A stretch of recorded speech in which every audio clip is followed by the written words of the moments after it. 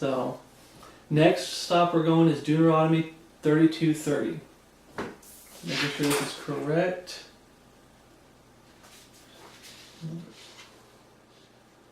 Yep, Deuteronomy 32:30. And this one, we already talked about it. It's a title. In Numbers 24:21, it's a title for God. He's the foundation, talking about the foundation in this one of life, of creation. And only He has the strength to make and create what's been created. So, Deuteronomy 32, verse 30. How should one chase 1,000 and two put 10,000 to flight, except their rock had sold them and the Lord had shut them up? Okay. God was and is their rock and fortress, in whom they should have trusted as such. Context here, we're going to keep reading, but the context here is, I lost my place. And given them up into their enemies' hands, shut up as they were in the city of Jerusalem in the time of Titus, and afterwards in Bither in the time of Adrian. It is plain case that this was God, and not owing to the idols of Gentiles, false God. And it says there, and the Lord had shut them up. Them thinking that, hey, this is God doing this, not the false gods. But we're going to keep reading and it'll be more clear. Verse 31, for their rock, first time lowercase r rock is referred to a false god. For their rock is not as our rock, even our enemies themselves being judges. Okay. Daniel 2:20, Daniel answered and said, Blessed be the name of God forever and ever, for wisdom and might are His. And He changeth the times and the seasons. He removeth kings, and He setteth up kings. He giveth wisdom unto the wise, and knoweth them knowledge to them that knoweth understanding. Okay? God's in control of everything. Nothing happens without God's knowledge and God's will. Okay? Other than when it comes to salvation, God's not going to force people to get saved. He gives you a free will. But I'm talking about when God says, this is going to happen, or this is the way things are, someone comes around, God's not going to be like, oh man, they changed it on me, or I didn't see that coming. Okay? God sees everything. That's why their rock is not like our rock. Their false gods can't foretell the future, can't see the future and predict the future. They're not the firm foundation that our God is. You follow them, you're going to wind up in hell. They don't have the strength that our God does. When hard times come, people tend to flee. Goes back to, if I can remember,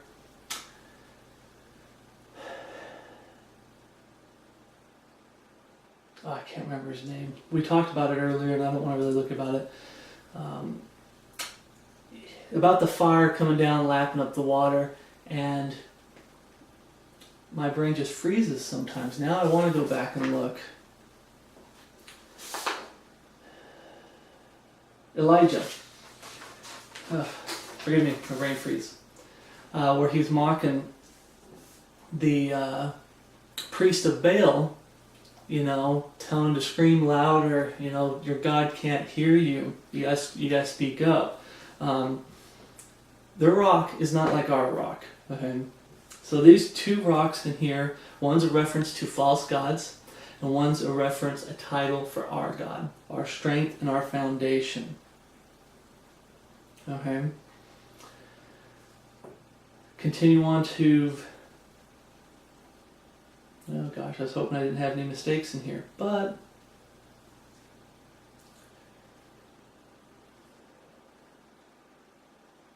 Oh yeah, I didn't. I was talking about Daniel in there. Verse 32.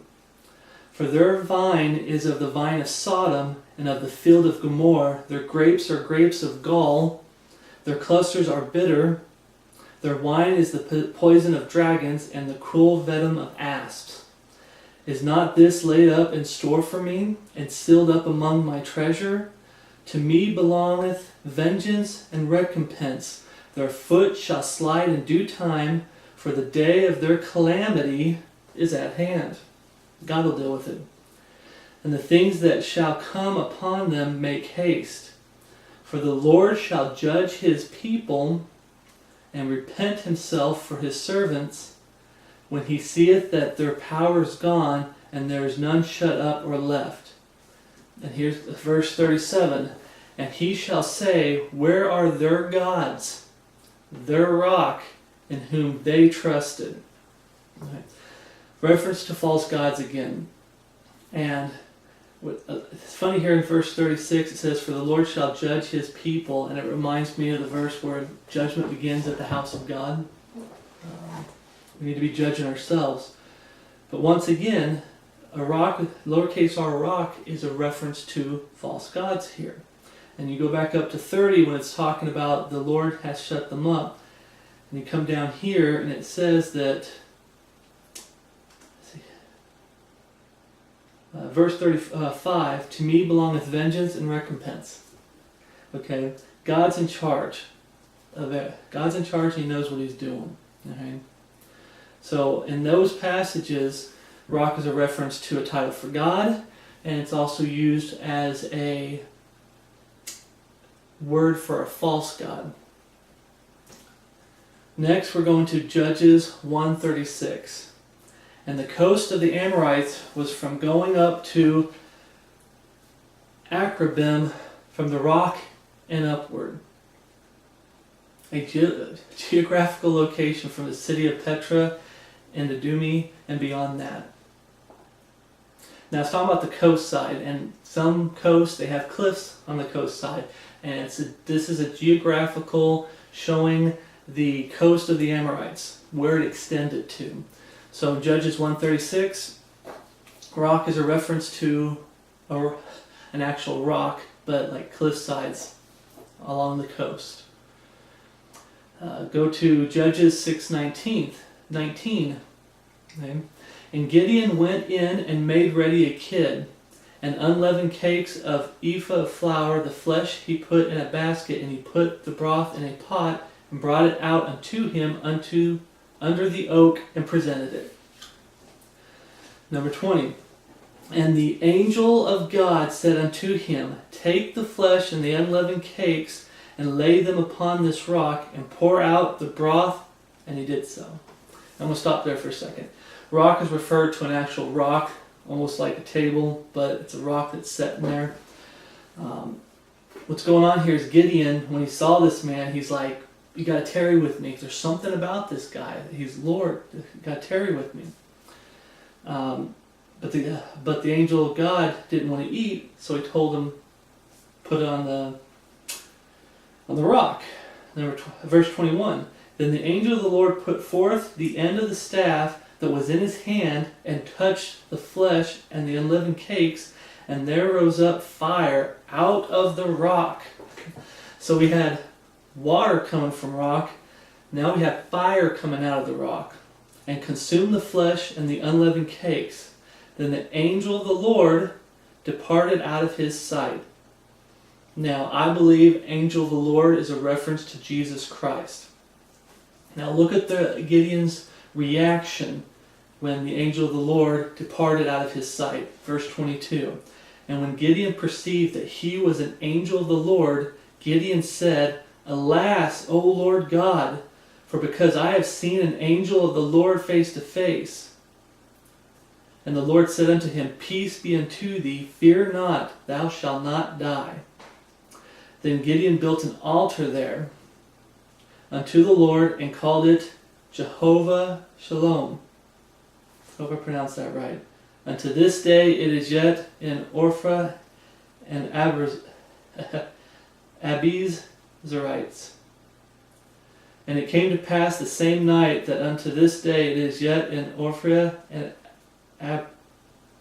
Abiezrite, And it came to pass the same night that the Lord said unto him, Take thy father's young bullock, even the second bullock of 7 years old, and throw down the altar of Baal that thy father hath, and cut down the grove that is by it. An altar is...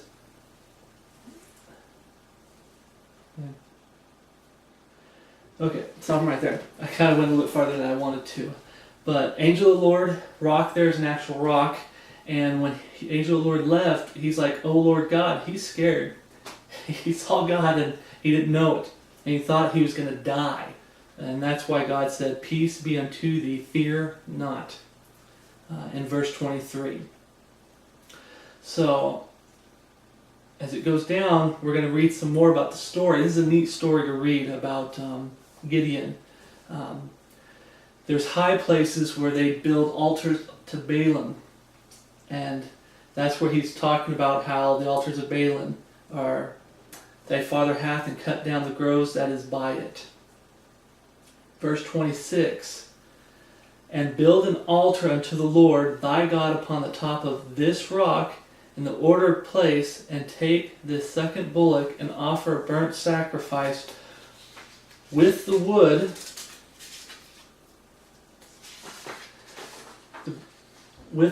of the grove which thou shalt cut down. Now, high places, I believe it could be a hillside overlooking the city, a cliffside overlooking the city, high place. So the second, in verse 26, the mention of rock has to do with a foundation. Physical rock, it's a foundation. More a physical rock. But to them, they looked up there at the high place, and that was what they used for false gods. But if you continue to read the story, which is neat, they end up doing what we call a night mission. Gideon was scared to do it during the day, so at night they go up there, destroy the altar of Balaam, build an altar to God, and the next day everybody comes up going, what happened? What happened to our altar, our false god altars? So, once again, not a reference, rock is not a reference to man, any man, being a foundation. So, let's go to Judges 7, chapter 7, verse 25. And they took 2 princes of the Midianites, Oreb and Zeb, and they slew Oreb upon the rock Oreb, and Zeb they slew at the winepress of Zeb, and pursued Midian, and brought the head of Oreb and Zeb to Gideon on the other side Jordan. Okay. The rock of Oreb is I want to say like a hillside, could be a mountain, but these 2 princes, if you read the story, let's go to it real quick. Judges 7.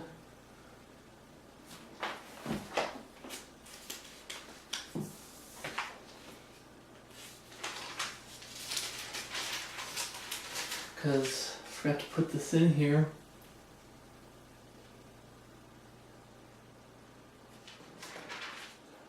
The bottom line, 2 princes. The rock is a specific place. And I was going to go to it.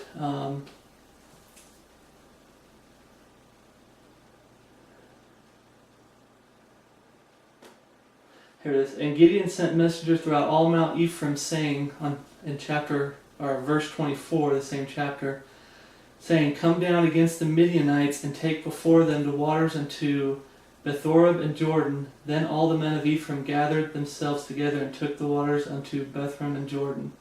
And they took 2 princes of the Midianites. And they were attacking the Midianites, and they took the 2 princes. And they slew one on the rock of Oreb. So once again, a physical rock, not a reference to man being the foundation. Okay, next go to Judges 13:15.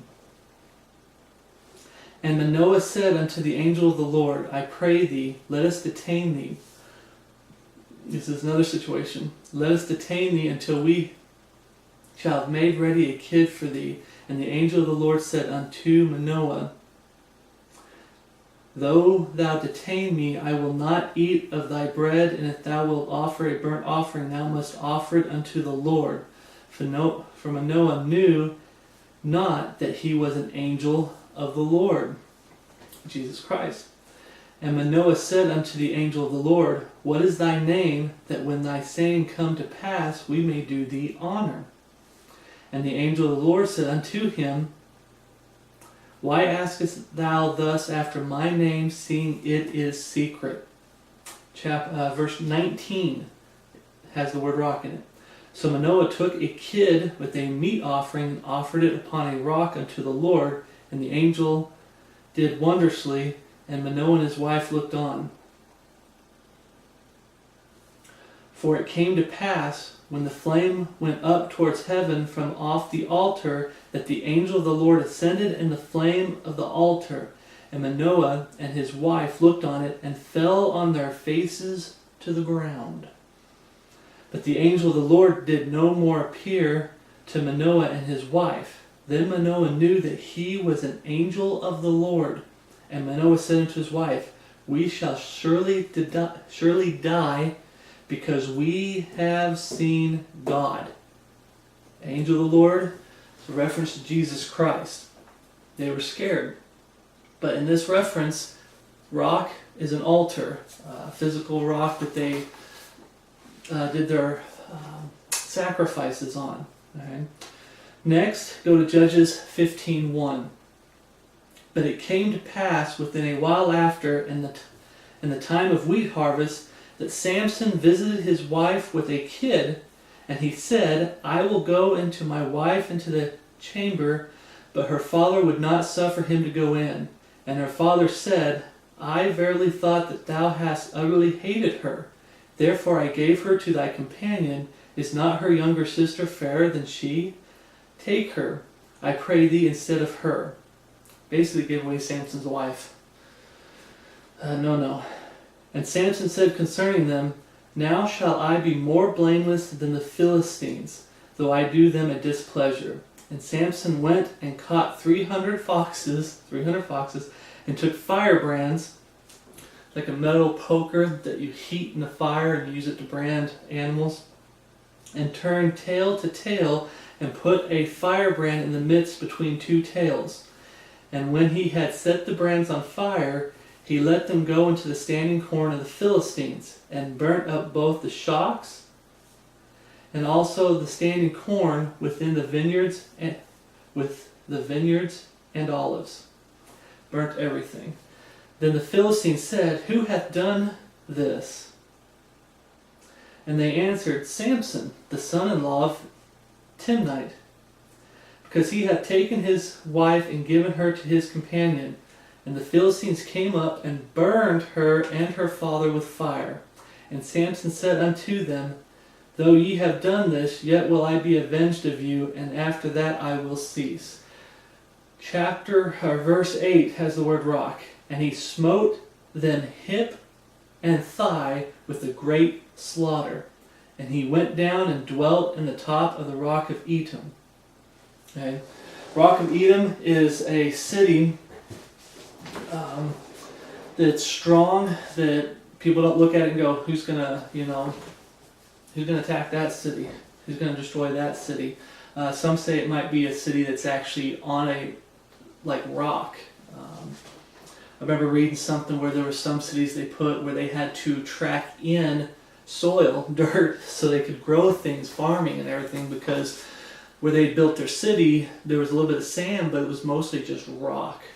So I read the whole thing so you can understand why Samson was killing the Philistines and that whole story.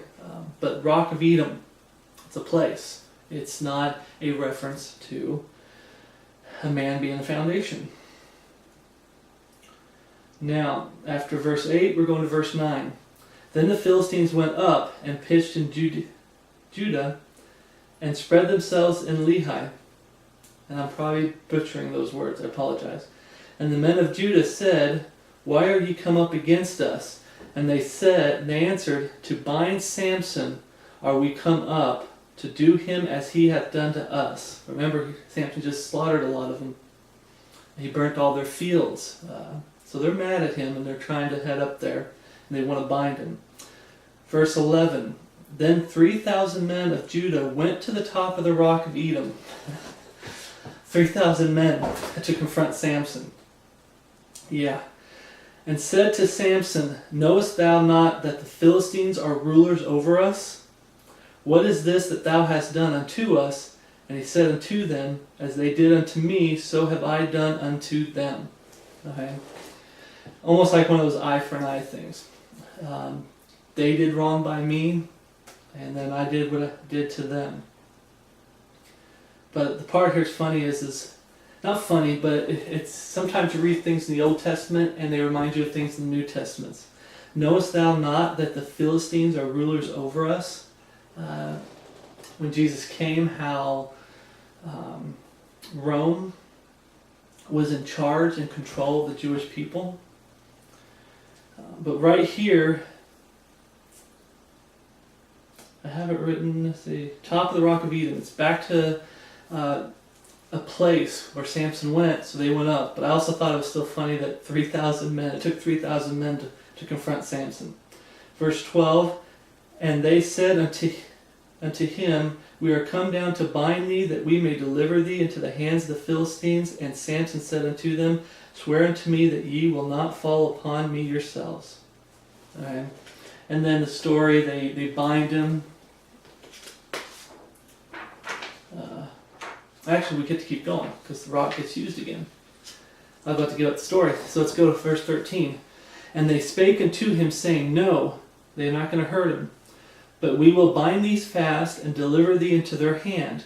But surely we will not kill thee. And they bound him with 2 new cords, and brought him up from the rock.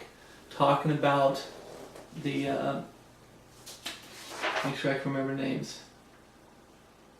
Edom, the rock of Edom. They're bringing him up out of that strong city. Verse 14, And when he came into Lehi, the Philistines shouted against him, and the Spirit of the Lord came mightily upon him, and the cords that were upon his arms became as flax that was burnt with fire, and his bands loosed from off his hands. And he found a new jawbone of an ass, and put forth his hand, and took it, and slew 1,000 men therewith. When you look at that part, then you go back to I can see 3,000 men, 3,000 men to confront him. He just slew 1,000 men with a jawbone. So, once again, rock is a reference to a place. Not a man being the foundation or a man being the strength. Not a title for God, in other words. Using man as a title for rock. Okay, we're going to go to Judges 20, verse 4.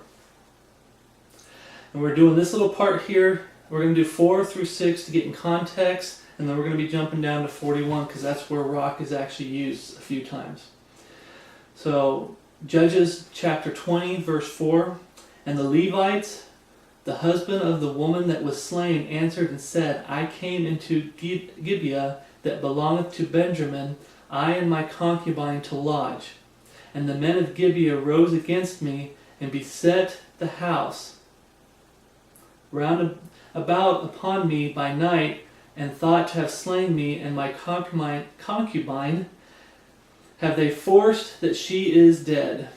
And I took my concubine and cut her in pieces, and sent her throughout all the countries of the inheritance of Israel, for they have committed lewdness and folly in Israel. Now, right where they have forced that she is dead. My concubine have they forced. The story that's going on here is a woman was basically, making sure I'm getting this right. I'm going to use this right, I don't want to, I don't like this word, but basically she was raped to death. And this was bad in God's eyes. So that's the context of what's going on. So the men of Benjamin, the tribe of Benjamin, they're the ones that were doing this. So we jump down to chapter 41 that did that really, really lewd act. Chapter 20, verse 41. And when the men of Israel, they're going after him, the men of Israel turned again, the men of Benjamin were amazed, for they saw that evil was come upon them. Therefore they turned their backs before the men of Israel unto the way of the wilderness, but the battle overtook them, and them which came out of the cities they destroyed in the midst of them. Thus they enclosed the Benjamites round about, and chastened them, and trod them down with ease over against Gibeah towards the sun rising. Verse 44, and there fell of Benjamin 18,000 men. A lot of men. And all these were men of valor. So usually when it says we're men of valor, they're warriors. They know how to handle themselves. So, and they didn't stand a chance, because what they did was wrong. Way, way wrong. Verse 45, and they turned and fled towards the wilderness unto the rock of Rimmon. And they gleaned of them in the highways 5,000 men, and pursued hard. See, I'm trying to get the context. And they gleaned of them in the highways 5,000 men, and pursued hard after them unto Gibeon's. So 5,000 people were still chasing them. And slew 2,000 men of them. So another 2,000 slew.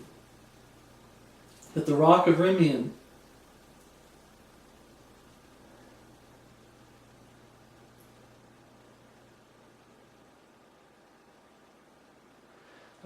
it's a place. They're trying to go into the wilderness. Rock of Rimmon, you're thinking of like a hillside with lots of caves. Different caves all over. They're trying to run there for safety. They're fleeing. They're getting killed left and right.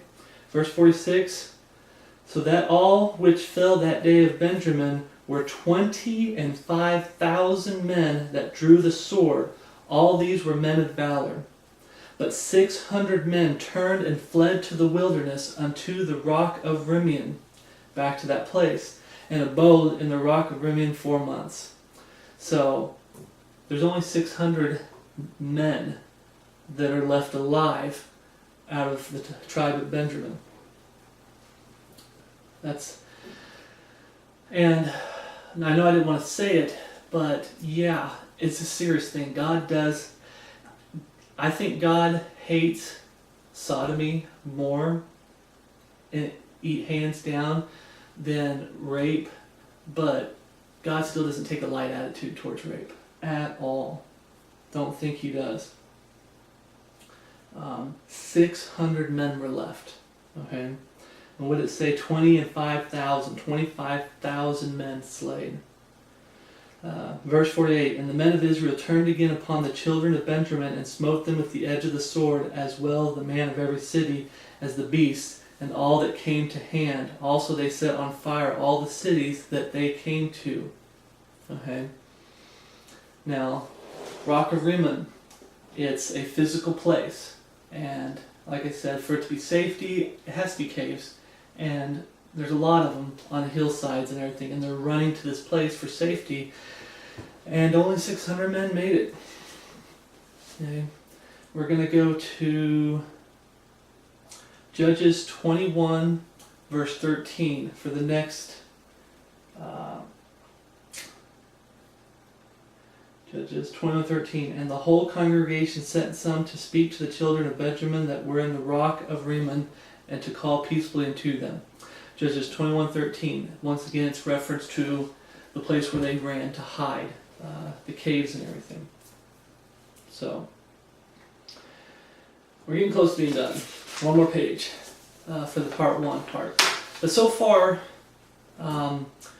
rock's a title for God, strength, foundation, you go through this stuff, there's a lot of stories to read. I went through the whole Old Testament only once, and winter's about to set upon us, and it's going to be raining a lot here. I have plans to go through the whole Old Testament again. There's a lot of stories in there that you read, and you go through it, and it's for our learning. And they're really great stories. We think of King David and Moses, but there's stories like this situation right here explaining a bad thing happening and what happens. There's all kinds of true stories of situations in the Old Testament that's always great to read. We're now going to the book of 1 Samuel. So turn to 1 Samuel 2, chapter 2, verse 2. There is none holy as the Lord, for there is none beside thee, neither is there any rock like our rock.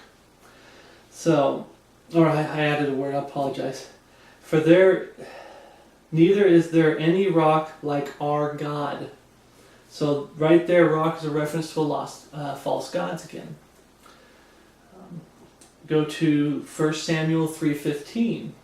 And the Philistines gathered themselves together to fight with Israel, 30,000 chariots and 6,000 horsemen, and people as the sand which is on the sea shore in multitude. And they came up and pitched in Michmash,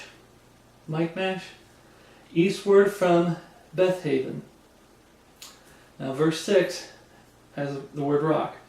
When the men of Israel saw that they were in a strait, for the people were distressed, then the people did hide themselves in caves, and in thickets, and in rocks, and in high places, and in pits.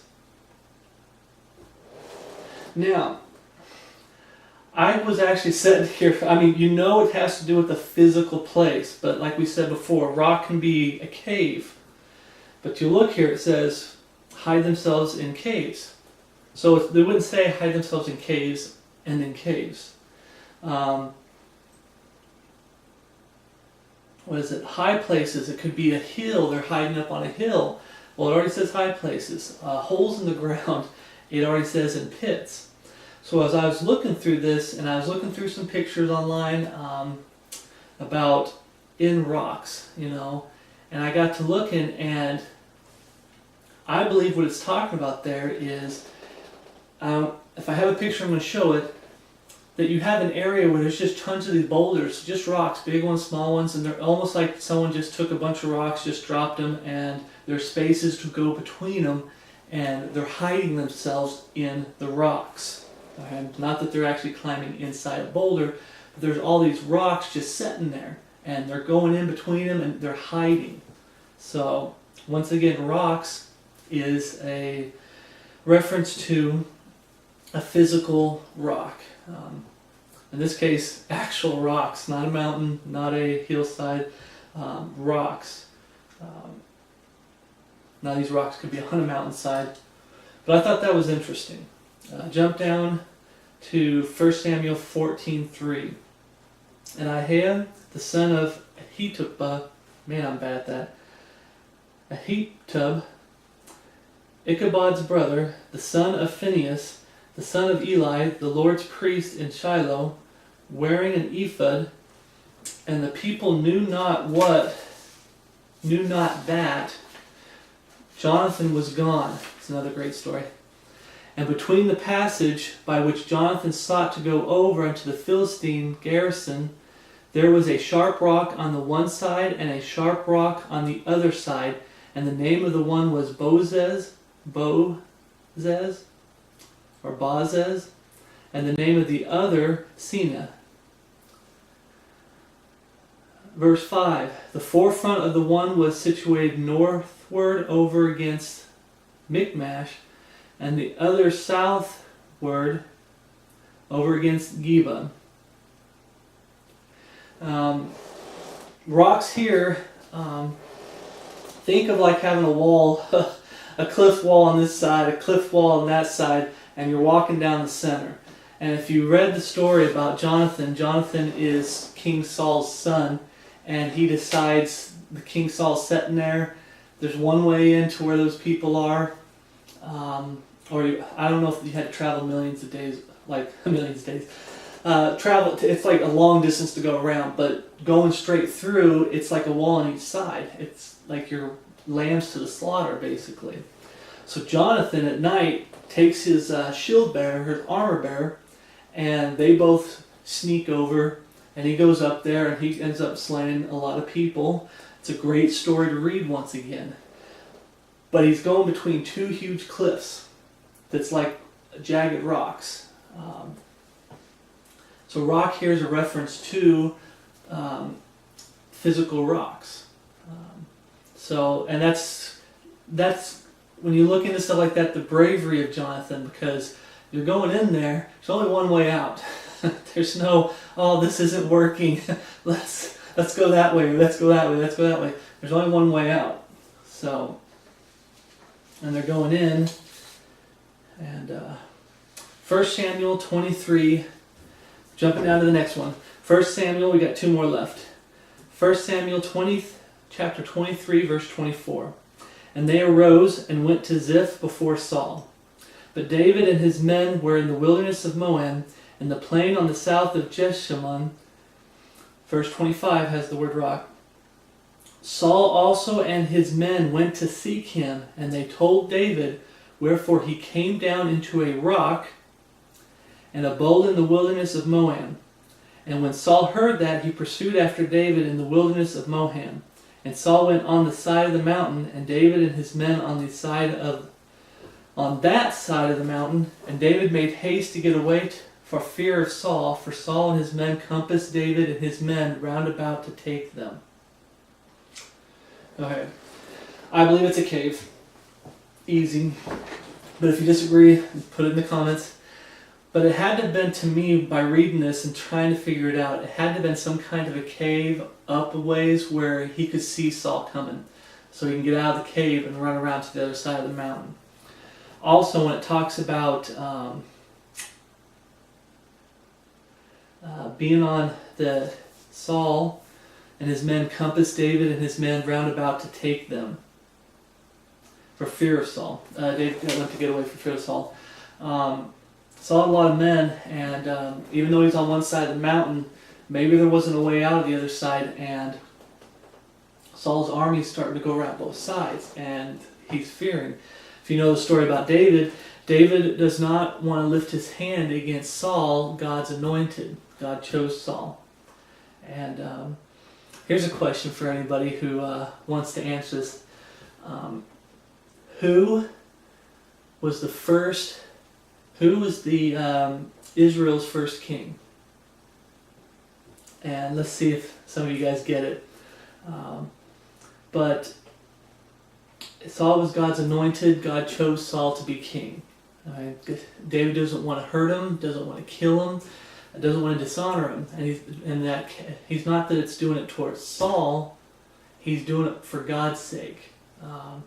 God chose Saul, he's anointed, he doesn't want to go against God.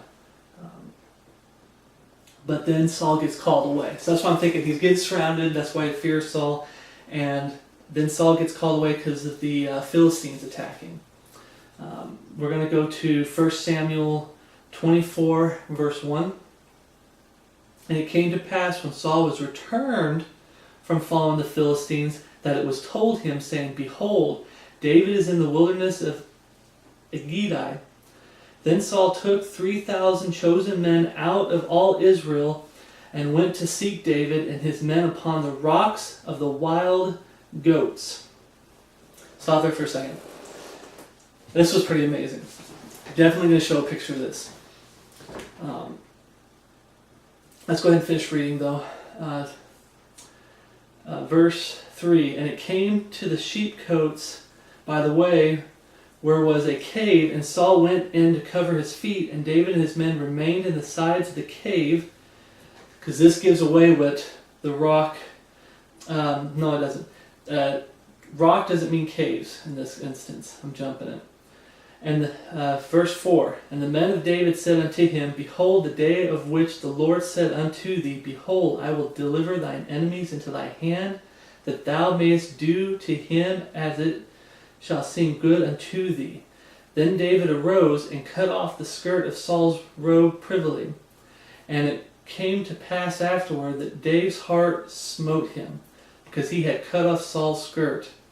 And he said unto his men, The Lord forbid that I should do this thing unto my master, the Lord's anointed, to stretch forth my hand against him, seeing he is the anointed of the Lord. So David stayed his servants with these words, and suffered them not to rise against Saul. But Saul rose up out of the cave and went on his way. David also rose afterward and went out of the cave and cried after Saul, saying, My lord the king. And when Saul looked behind him, David stooped with his face to the earth and bowed himself. Now,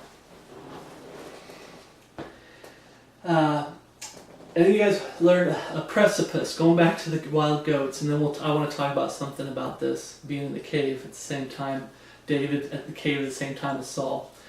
The rocks, the wild goats in verse 2. I had to look it up.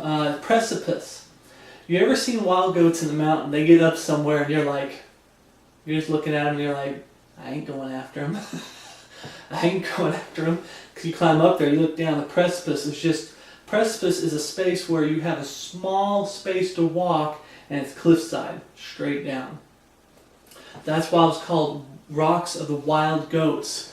You know, mountain goats, they'll climb up to spots that you're like, how did they get up there? How did they get up there? And you also look up there and you're like, I ain't going to get them. So you can go get them. I ain't going to get them. And I looked at it and I'm like, so I'm going to show a picture. And it was scary.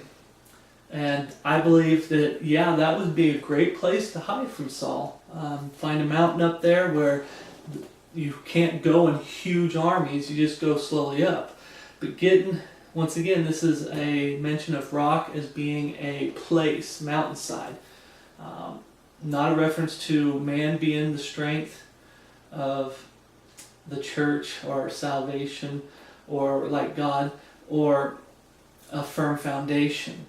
But the other thing I want to mention is how hard it is. How many people when they were kids used to play hide and go seek? And you're in this great hiding spot and you're sitting there and you're in a hiding spot where you can see the person who's supposed to be looking for you, and he's coming by and you're hiding there and your heart starts pounding like, is he going to see me? Is he going to find me? I can only imagine King David's heart pounding like they're in the cave and Saul's in the cave and they're right there next to each other.